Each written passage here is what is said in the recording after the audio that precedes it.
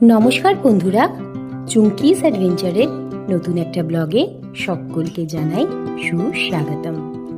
আজকে 28শে জানুয়ারি বুধবার। সকাল থেকে উঠেই মনটা বেশ খারাপ, কারণ কালকে পালু চলে যাবে ভেদিক ক্যাম্পে। স্কুল থেকে ওদেরকে নিয়ে যাচ্ছে ভেদিক ক্যাম্পে। সকাল সকাল উঠে এলাম একটু বাগানটা দেখতে। সকাল 7টাতেই এত রোদ, মনে হচ্ছে যেন একেবারে গরমকাল পড়ে গেছে। ডালিয়াগুলো আর আগের মতো সাইজের হচ্ছে না, ফুলগুলো সাইজগুলো ছোট হয়ে গেছে, কড়িগুলো শুকিয়ে যাচ্ছে। বাগানটা দেখে এক নিমেষে সকাল সকাল মনটা খারাপ হয়ে গেল। সেই যে মেদিনীপুর থেকে কিনে এনেছিলাম ফলের গাছগুলো, দেখিয়েছিলাম তোমাদেরকে। আজকে দেখতে এলাম কিছু ফল এসছে নাকি।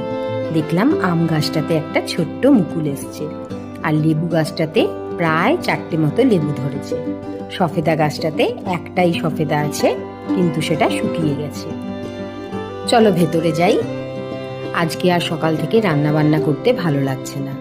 পালুর আজকে আবার আছে প্যারেন্টস টিচার মিটিং, তো সুজয় দুপুরবেলাতে চলে আসবে।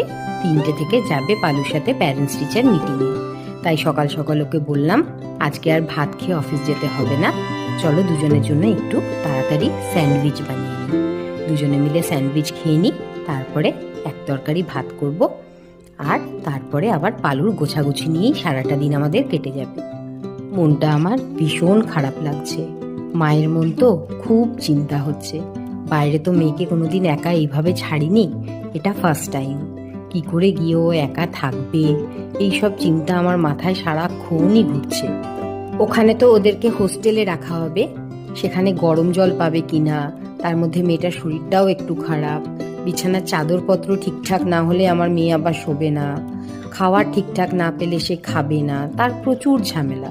আমি ওকে বললাম যে তুই এত খুঁতখুঁতে, তোর এইসব ক্যাম্প ট্যাম্প মানায় না, তুই পারবি না ওখানে গিয়ে অ্যাডজাস্ট করতে। সে তো কোনো কথাই শুনছে না। এখন আর মা বাবা পর, এখন বন্ধুরা, স্কুলই সব কিছু। এখনও একদম আনন্দে ভাসছে। এখন নাকি ও সব নিজে নিজে করতে পারবে। আমি বললাম আয় ঘরে ফিরে, তারপরে সব ঘরে তোকে নিজেকেই নিজে করাবো, আর কিচ্ছু করে দেবো না। বাইরে গিয়ে তুই সব পারবি আর ঘরে কিছু পারবি না, এ তো হতে পারে না। ব্যাস, ঝটপট করে ব্রেকফাস্ট খেয়ে নিয়েছি। সুজয় চলে গেছে অফিসে। আমি বসালাম এবার শুধু মাছের ঝোল আর ভাত। বেশ, আজকে আলু ফুলকপি দিয়ে করব মাছের ঝোল। লাল রঙের আলু ফুলকপির মাছের ঝোল আমার খেতে ভীষণ ভালো লাগে। তার মধ্যে মাও আজকে গেছে মামা বাড়ি, ভাইও নেই, পিসি নিরামিষ। কার জন্য এত রান্না বান্না করবো বলো? তাই জন্য এক তরকারি ভাতেই সেরে ফেলছি। দারুণ সুন্দর গন্ধ উঠছে মাছের ঝোলটা দিয়ে। স্কুল থেকে এসে পালুকে খাইয়ে দাইয়ে পালুকে বললাম তুই একটু রেস্ট নে, আমি আর পাপা দৌড়ে গিয়ে একটা মুভি দেখে আসি। আজকে আমরা দুজনে মিলে দেখতে গেলাম হোক কলরব। মুভি দেখতে এসেই তো আগে খাবারের অর্ডার তাড়াতাড়ি দিয়ে দিল সুজয়। ফুড কোর্টে খাবারের অর্ডার, সব কিছু সিটে পৌঁছে যাবে। আমরা এখন এনজয় করব মুভিটা। এই মুভিটা সাম্প্রতিককালের সবচেয়ে সেন্সিটিভ একটা বিষয়, র্যাগিং নিয়ে পুরো সিনেমাটা দেখানো হয়েছে। এই সিনেমাটা শুধু গল্প নয়, অনেক না বলা কথা, কষ্ট আর নীরব যন্ত্রণার প্রতিচ্ছবি। র্যাগিং কখনোই ফান নয়, এটা কারোর জীবনে গভীর দাগ রেখে যায়, এমনকি প্রাণও নিতে পারে। মন ছুঁয়ে যাওয়া একটা বাস্তব বার্তা দিয়েছে এই মুভিটা। বেশ তাড়াতাড়ি শেষ হয়ে গেছে, বেশি বড় ছিল না, ছোট মুভি ছিল, 2 ঘন্টা। তাড়াতাড়ি মুভি দেখে বাড়ি ফিরে বসে পড়েছি পালুর প্যাকিংয়ে। সমস্ত জিনিস গুছিয়ে গুছিয়ে ভরতে হবে ব্যাগে। একটা কিছু মিস হলে মেয়েটা ওখানে গিয়ে বিপদে পড়বে। 23টা অল ওভার বেঙ্গলের ডিএভি পার্টিসিপেট করছে এই ক্যাম্পটাতে। প্রত্যেকটা স্কুল থেকে 20 জন করে নিয়ে যাওয়া হচ্ছে। ডিএভি মডেল স্কুলের 20 জনের মধ্যে পালু একজন। কখনো কখনো ভীষণ প্রাউডও ফিল করছি। এই 20 জনের মধ্যে সিলেকশন হওয়াটাও একটা বড় ব্যাপার। আর ওখানে যেসব কার্যক্রমগুলো হবে সেগুলোর একটা লিস্ট আমাদেরকে দিয়ে দেওয়া হয়েছে।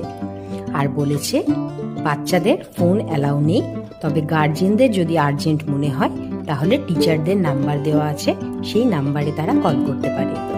এটা বেশ একটা বড় নিশ্চিন্তি। কিরে পালু, শেষবারের মতো বল, স্কুলে ফোন করে বলবো? শরীরটা খারাপ, যাস না বাবা, না যাস না বাবা, অন্য কোথাও ঘুরিয়ে নিয়ে আসবো। না এমনি করিস না বলো, না শরীরটা খুব খারাপ, যাস না বাবা।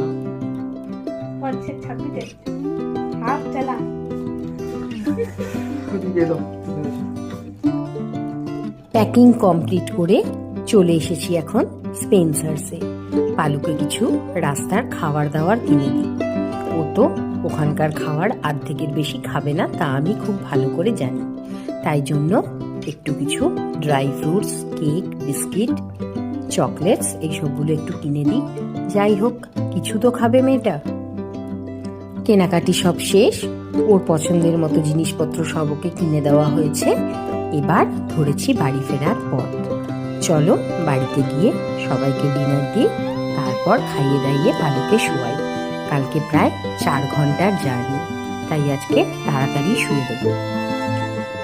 ভিডিওটা তাহলে আজকে এখানেই শেষ করছি। ব্লগটা ভালো লাগলে একটা লাইক, শেয়ার, কমেন্ট করো। আর হ্যাঁ, সাবস্ক্রাইব আর বেল আইকনটা প্রেস করতে ভুলো না কিন্তু। খুব তাড়াতাড়ি দেখা হবে আবার একটা নতুন ব্লগে। টাটা।